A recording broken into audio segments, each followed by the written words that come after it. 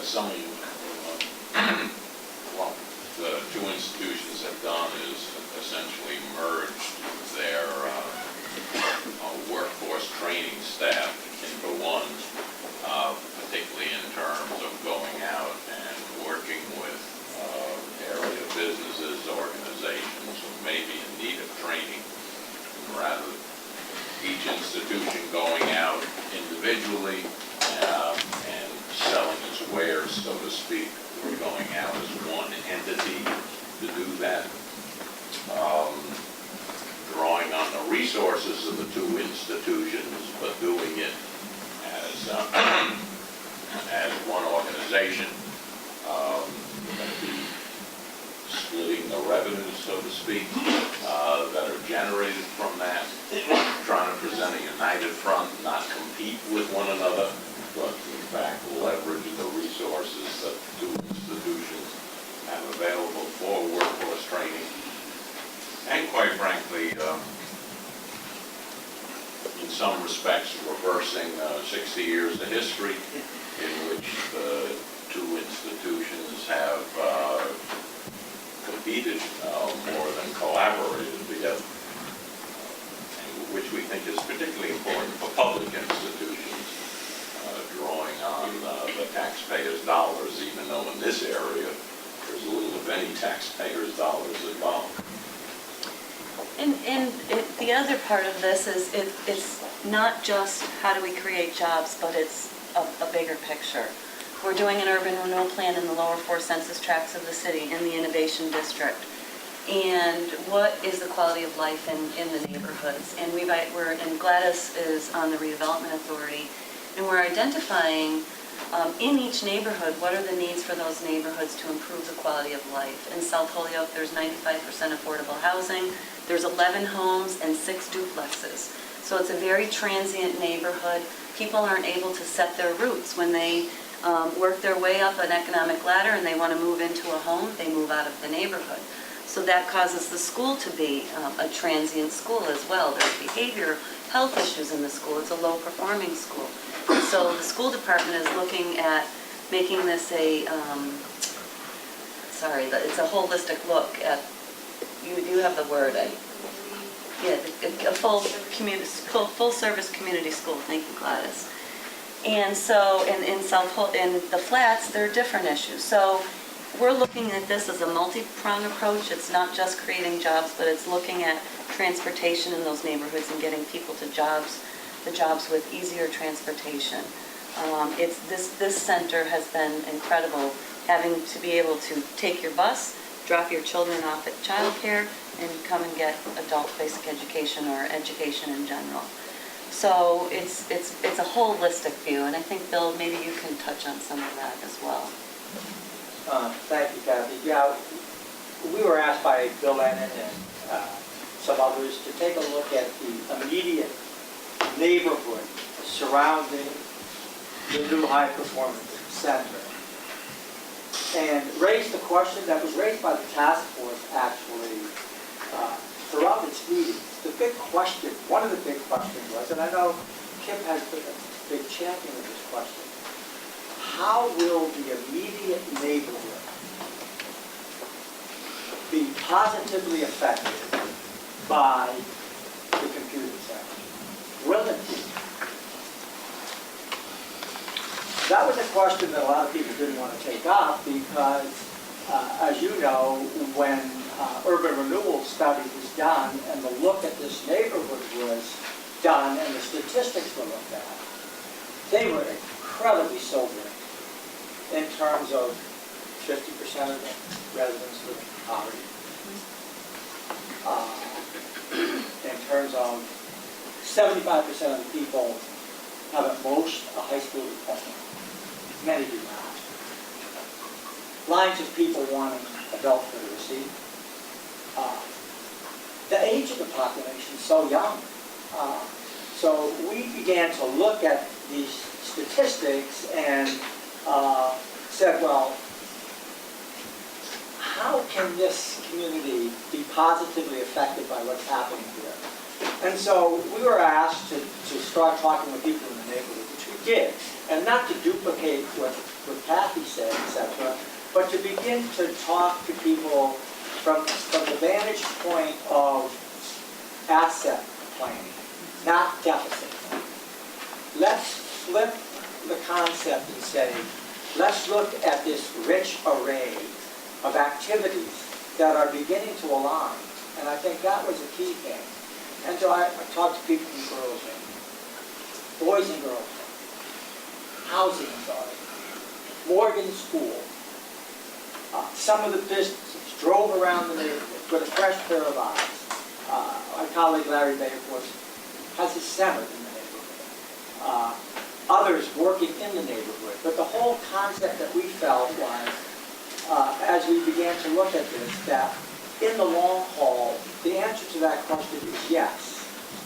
This immediate neighborhood can and will be, if we're judicious, favorably affected by this high-performance center. We started to share little ideas of how that might happen, how we might engage the partners here, whether it's Cisco, State, or the universities. And we felt that one of the key things that we needed to do was to really focus hard on, I think on Diane, one of those words that you used, around collaboration. There needs to be more collaboration of a lot of these individual efforts. The incredible talent in the social service field in these neighborhoods in the city of Holyoke. Now, you probably know, I work with a lot of social service agencies in all of Hamden counties. Some of the top flight leaders are in this community. We need to find out how we begin to engage them and to take a look at what we're going to refer to as, I think some people have different names to it, but it really is site-based or location-based planning and intervention. Similar to Jeffrey Kennedy's Harlem Children's Home and some of the things that he did there. Because as you all know, neighborhoods like this are in all the gateway cities. And sometimes the problems are almost intractable. We feel that because of the high-performing center and because of the energy and all these other strategies, that there's going to be a desire to take a closer and harder look at this neighborhood.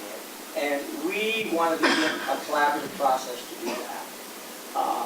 So the question around this neighborhood, we think that we can begin to bring the right, we had an initial meeting earlier this morning, right people around the table, not to duplicate, but to align, and then start taking a look at how we focus some of the programs that are broader in the region more on this neighborhood. More things that we can do in the Morgan School.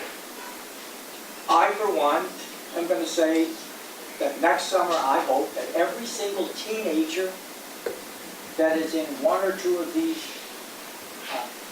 districts, of the 4 districts, every single teenager will have a job next summer.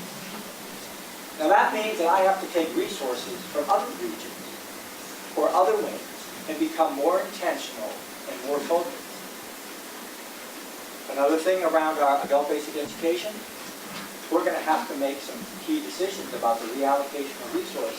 That if we believe in location-based and site-based intervention, we're going to have to redirect resources in those areas. So there are a number of things each agency and group can do, I think, to start taking a look in the long haul about what we can begin to do about the very neighborhood that's contiguous to the center. The neighborhood that the workers in the center will be driving through every day. The neighborhood that the visitors to that center will be driving through every day. So that's one of the first things I think we need to think about doing, just a renewal of some of the good work that's being done, and a real focus also on some innovative ideas that Kip already began to talk about in terms of how then you can use this community planning to start generating some job creation as well, and what needs to happen there. So it's separate from the strategies that are in the plan, so to speak. But it's something we think that those who are working with strategies should be aware of and should support as it's moving forward. The second front, nobody wanted to touch when we were meeting as a task force, if you remember, in those early discussions, especially around talent, was the K-12 system. How many discussions do we have with each other? Wait, if we just go and focus on this, we will get so distracted because the issue is so large, so big. And so we've begun, with my chair from the Rev and with the Chamber and others, a discussion with the superintendent to begin to answer a question I think that Don and Dan asked when they first came into the region. I know when they met with me, one of the first questions they asked me, they said, could you tell me what kind of a effective, productive collaboration exists between the K-12 system and the business community? And everybody had a blank face, didn't they? I went to the chamber, nobody had an answer. So we've decided that in some way, we want to renew that process. So we met with the superintendent, we're having this meeting next week, to bring industry people around the table. And the whole concept here is, how can we begin to re-energize a business education collaborative, and how can we begin to take some very practical, measurable, actionable steps to begin to link more closely what the business community needs and how they work as problem solvers with what the K-12 system is. I think one of the places, whatever happens, whatever's going to be implemented early on, a piece of that has to be in this neighborhood at the boarding school. So I think those are some of the things, Kim, I don't know, some other things that you wanted to think about. Huge challenge going forward. A lot of people are interested in it. I've seen the highest level of a desire to collaborate than I've seen before. And so we're hoping, I mean, 18 years ago we had employment centers down in Flats before we had career centers in Schoolpoint. And they did some phenomenal work. There are some absolutely wonderful people and people who live in this neighborhood who are not a statistic, but they're people who really want to work and further their education and develop their kids. And so we've already discovered that years ago, and we have to, I think, go back and revisit that and do a much better job at trying to move that agenda forward. So that's kind of where we're at.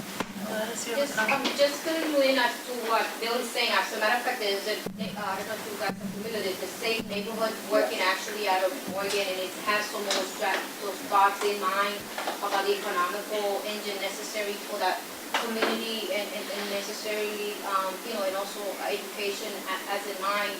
I also want to remind you that I lived in South Holyoke for 14 years before I moved up to Elm Street, which is still within the same lower wards, and you find, as Kathy said, people do transition, but I also want to remind you that what happens is when we're looking at people that are economically getting advantage, ahead, you have a subsidized apartment and you're paying $800, you sometimes consider to move out, and I think that we need to also look at that situation of what is happening with the housing market, that sometimes it pushes people for those neighborhoods. There were people there that wanted to stay, but you're better off going and paying a mortgage, in considering to stay. So these are also the situations that are happening in these neighborhoods that does push people out, not necessarily they wish to stay. The market was not enough at the time when I was there of housing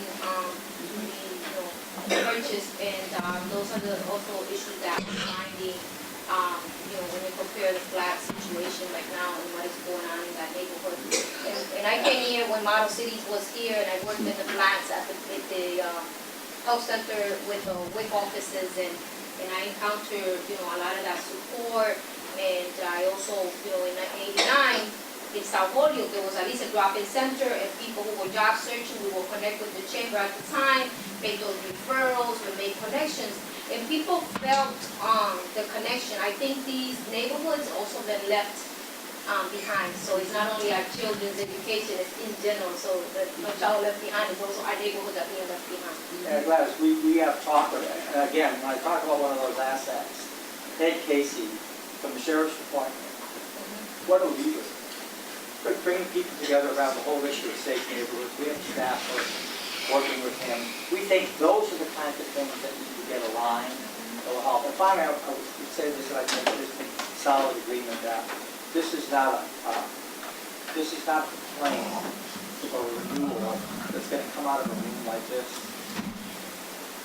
This is going to be a plan and a renewal that comes from the people. Our role is to somehow try to find a way to enable it and to be behind the scenes and to find, and there are ways to do that. We know how to do those kinds of community organizing and planning kinds of things. And if we do it right, it will be owned by the people who live here. And I think they'll, in turn, begin to share in the sense of pride that so many people are coming into this city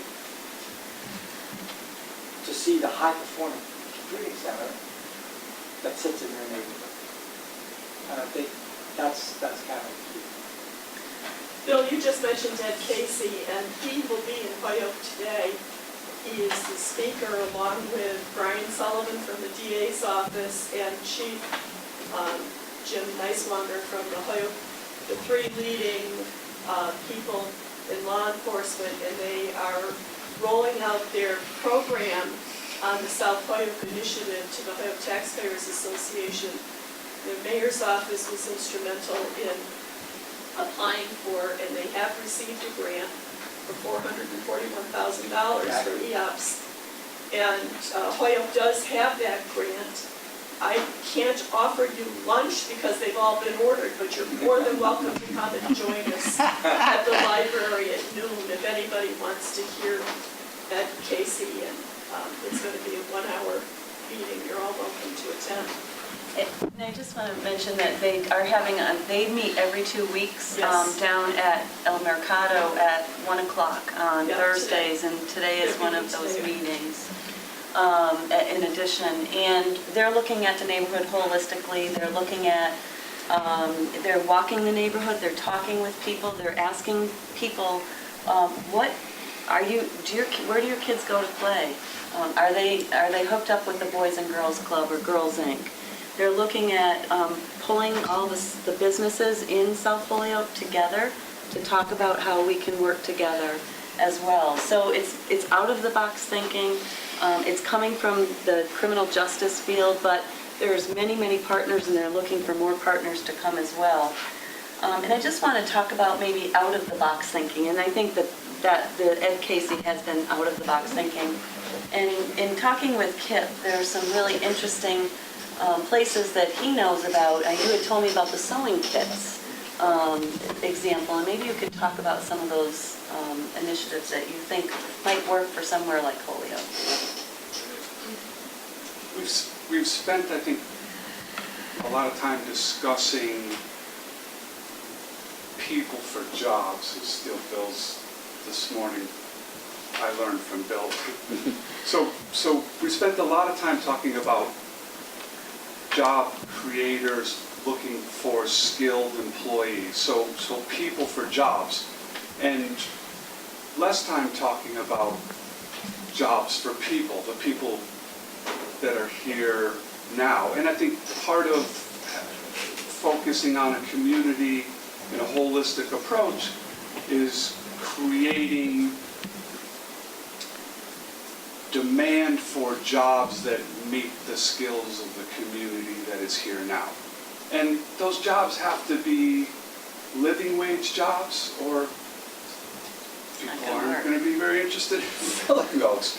And so one of the thoughts that we've kicked around quite a bit is, with the computer center, is there an opportunity to increase demand for goods and services to not just support the computer center, but some of the partnership members of that computer center.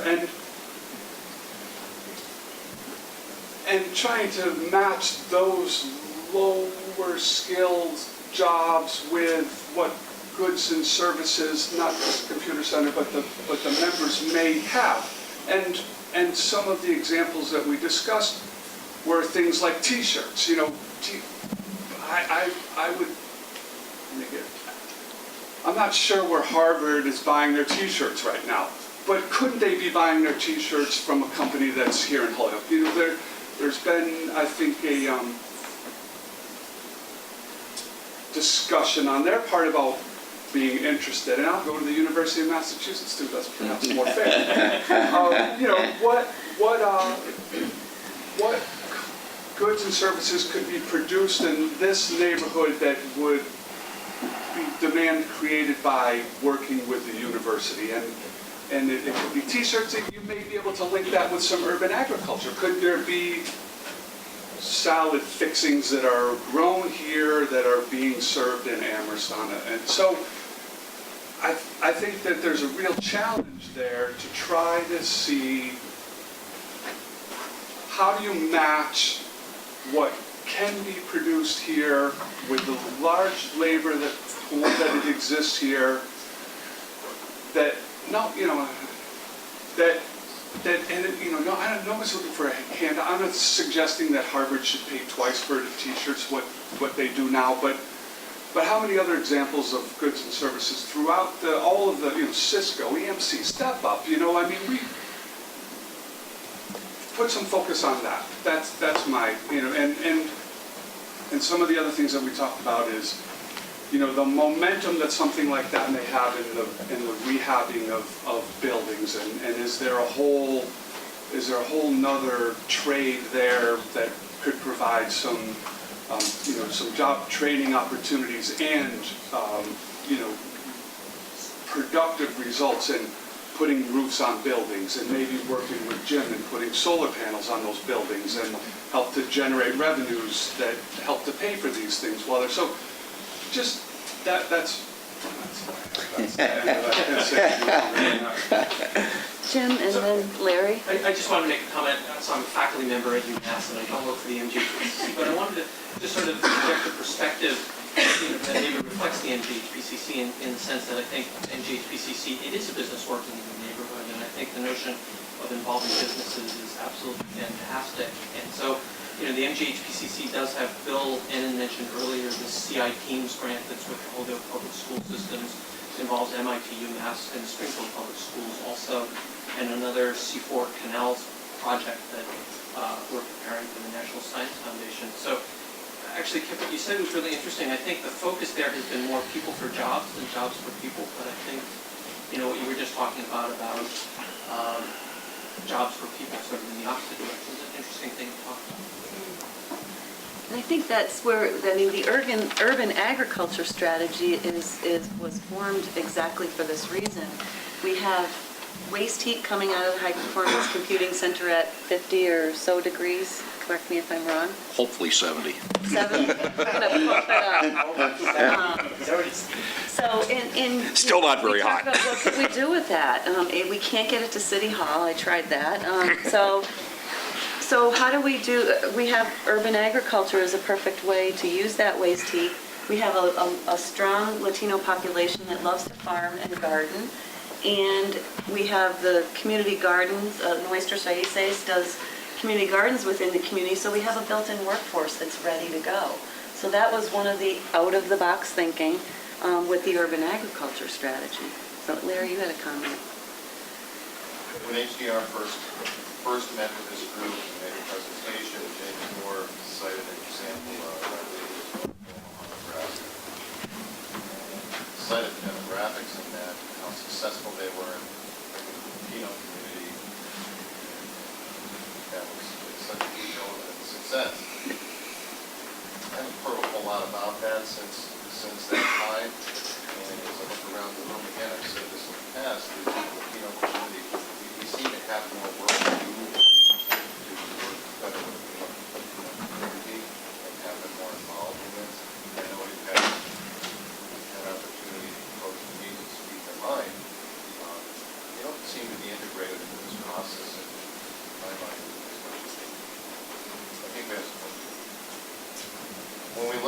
4 neighborhoods, these 4 wards, and, you know, you have the Morgan School as a perfect example. A school where by the 3rd grade, their kids are 1,000 vocabulary words per time. Where 98% of the kids subsist on AFDC benefits. And we talk about education and the performance of the Holyoke Public Schools, and we seem to think of it in terms of CAS scores, and it kind of gets siloed. But the fact is that poverty is such a huge issue in those neighborhoods. And there is a definite connection between that poverty and education and performance. When we talk about a transiency rate of 40% in Morgan School, that's not just transiency escaping that neighborhood, it's transiency because of poverty.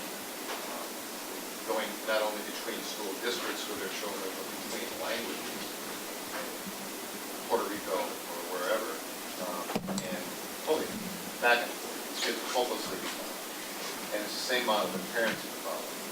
So you have parents that don't have the literacy skills or the educational abilities or the language skills they need to be part of our workforce that we're hoping to develop.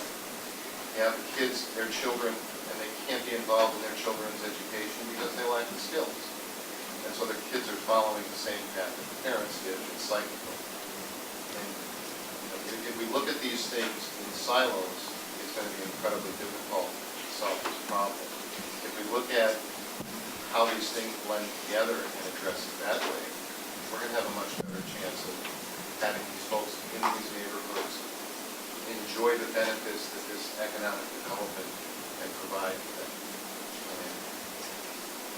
We need to have more opportunities for adult education for our immediate workforce, because when Kathy is knocking herself out trying to find businesses in her portfolio, most businesses are going to have a couple of questions such as, what's your school system like? What's your current workforce like? Do you meet my needs? And largely in those neighborhoods, they can't. So if we address adult education and family literacy and workforce development together by blending those things together, we're going to have a much better chance of being successful for people in those neighborhoods. Quite honestly, I haven't heard a whole lot about the